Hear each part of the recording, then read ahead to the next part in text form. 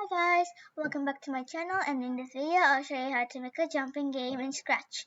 So it's a simple jumping game and it doesn't have that much code, so it'll be simple and fun to make. So I'll just show you a tutorial. I'll just show you how the game will look like. So let's begin playing the game. So I'll show you how the game works first before we make the game. So let's start. So we gotta jump over the ball and catch the crystal. And if we jump over the ball, we'll get a point. And then if we catch the crystal, the number will increase. So I caught so many crystals, and I have 5 points. So and whenever the chick jumps, it makes a chick sound. So in this video, we'll be making this game, and it'll be easy and fun to make. So let's get started. So first, go into Scratch, create a new project, and if you want to save it, just log in like me. So first things first, if you want to change your character, you can change it. So I'll just delete this cat character, go to sprites, and then we'll just go to animals. Or if you want, you can click on fantasy and get a character from here, or you can click on dance and choose a realistic character. Or just choose any character you like, even though it's not a person. So let's go. So I'll just choose animals, and I'll just choose a chick. Good. Now let's go and place it over here. Then let's go and choose a background color, a background. So I'll choose the background to be a blue sky, so that it's like it's walking on the ground. And then let's go ahead and add a ball sprite for the chick to jump over. So let's choose this ball, and we're gonna place it over here at the edge. Okay. Then next, we're gonna add a crystal to be up over here. So let's go and choose another sprite, and let's type a crystal. Actually, instead of that, let's go to fantasy. When you click on fantasy, you're gonna see a crystal over here. Good. So since we add that, let's keep it on top, and let's change the size. Instead of 100, it'll be 200, so that it can be big enough for the users or the players to see. So this is good. Now you have to create 3 variables. So let's go to variables, and I'll show you right now how to create a variable. So first, click on make a variable button, and then you can name your variable here. So I'll name my variable. So my first variable will be crystal.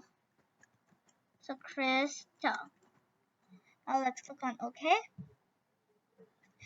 My second variable will be score.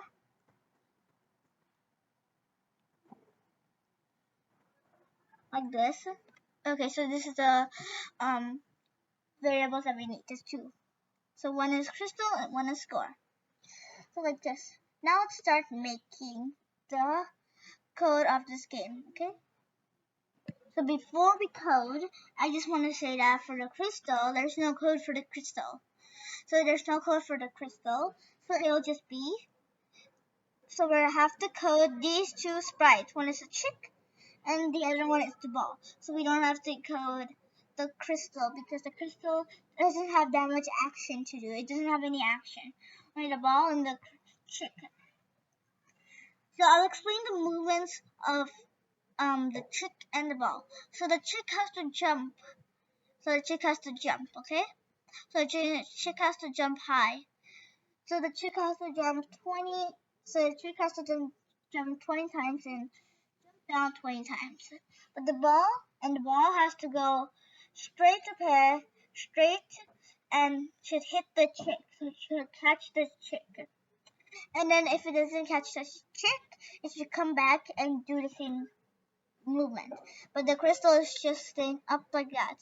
So we don't have to do any code for it. Okay? So first, let's begin with the ball. So first of all, let's go to events, and when the green flag is clicked, Okay, so when the green flag is clicked, we should set the score to be 0. That's the beginning. So we're gonna set the score to be 0. Next, next we're gonna go to control and we're gonna get this forever block. So why do we need this forever block? Okay.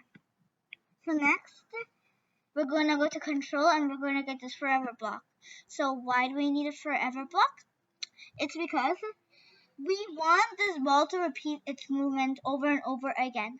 So that's why we need a forever block. Next, let's go to motion, which tells the movement. So let's go to motion and let's get this block. Go to X. Go to X and we're going to change this number to 235. So 235. And then this number will be minus 145. So this is, and the next we're going to go get this block, glide 1 second to X, 191. So X is 191 and Y is minus 146. So we're not going to use these numbers. So let's change the seconds to be 3. So the ball should be gliding for 3 seconds. So the speed of the ball should be like 3 seconds. And you'll understand once we play the game after it's done. And the next, the X will be minus 235. So let's change that. So minus 245. No, not 45. 35. And then this will be minus 145. So these are the numbers. Okay?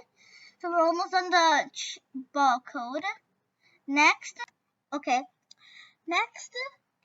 we have to code if the ball touches the chick, then what you to do. So we're going to code that right now. So first,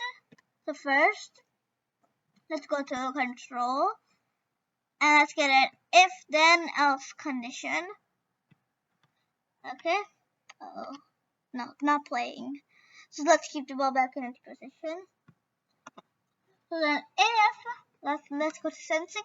We're going to get this ball called touching. And then we're going to change this mouse pointer to be chick. So if touching chick, then we're going to go to variables. We're going to get this block set score. Oh my gosh. So set score. So first let's keep this back. Set score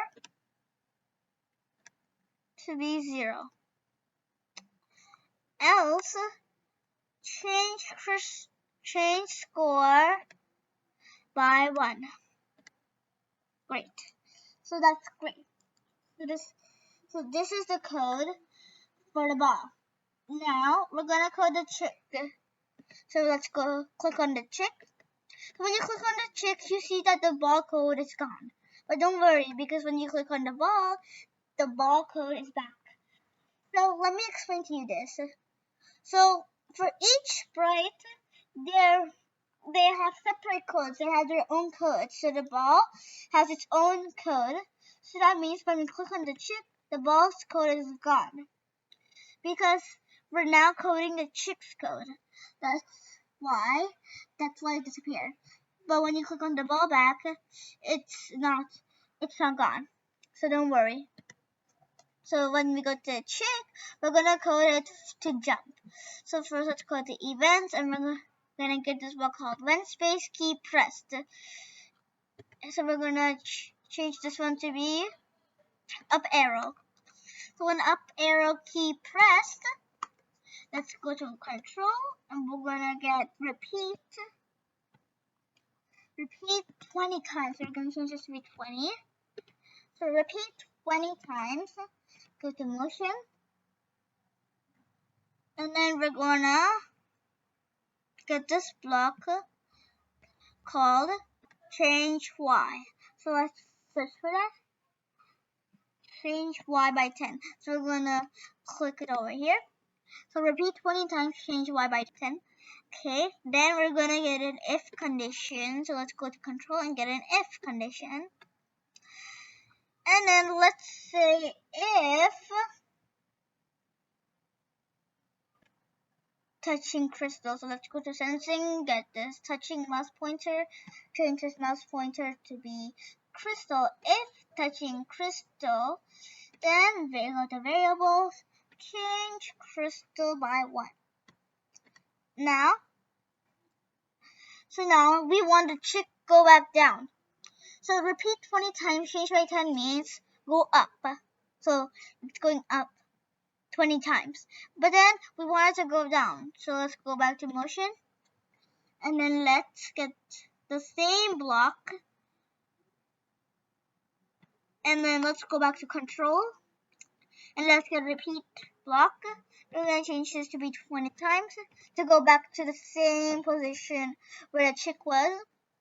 And then we're going to change this but this time we're going to do minus 10. Minus 10 means back down. Okay? So then it's like that. So we're done the code.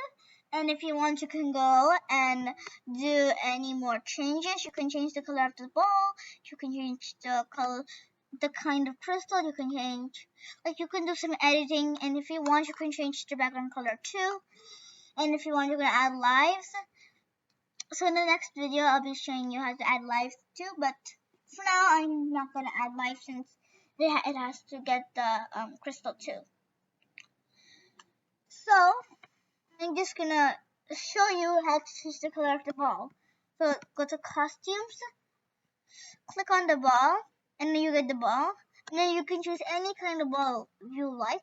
But if you don't want these kind of colors, go back to the original one. Click on it.